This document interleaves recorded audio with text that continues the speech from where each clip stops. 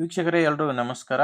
ತಮ್ಮೆಲ್ರಿಗೂ ಮತ್ತೊಮ್ಮೆ tractor market Kannada YouTube ಚಾನಲ್ಗೆ ಸ್ವಾಗತ. ವೀಕ್ಷಕರೇ, ಮಹೀಂದ್ರ 475 DS ಸರ್ಪಂಚ್ ಗಾಡಿನ ಈ ವಿಡಿಯೋದಲ್ಲಿ ಮಾರಾಟಕ್ಕೆ ತಂದಿದ್ದೇನೆ.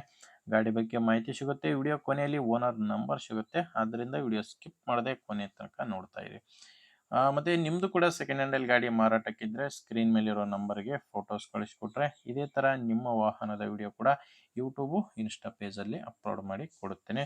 ಇದು ಗಾಡಿ ಓನರ್ ನಂಬರ್ ಅಲ್ಲ, ಯೂಟ್ಯೂಬರ್ ನಂಬರು. ಗಾಡಿ ಓನರ್ ನಂಬರು ವಿಡಿಯೋ ಕೊನೆಯಲ್ಲಿ ಕೊಡುತ್ತೇನೆ, ಸ್ಕಿಪ್ ಮಾಡದೆ ನೋಡ್ತಾ ಇರಿ. ಇನ್ನು ಗಾಡಿ ಮಾಹಿತಿ ಬಂದರೆ ಮಹೀಂದ್ರ 475 DS ಸರ್ಪಂಚ್ ಗಾಡಿ. ಇದು 42 HP ಬರುತ್ತೆ.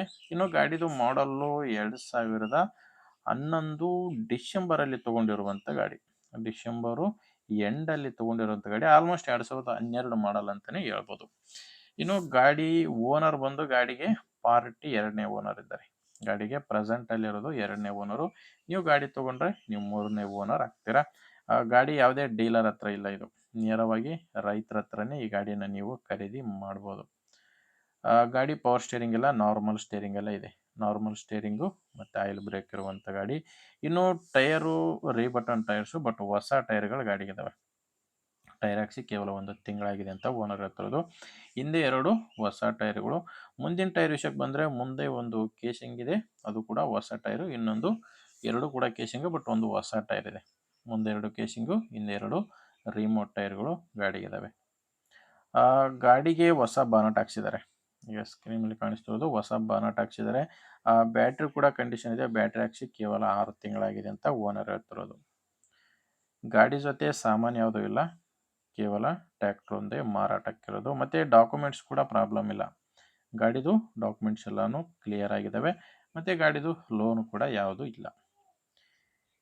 ಇನ್ನು ಗಾಡಿ ಮಾರಾಟಕ್ಕಿರೋ ಲೊಕೇಶನ್ ಬಂದು ಯಾದಗಿರಿ ಜಿಲ್ಲೆಯಲ್ಲಿದೆ.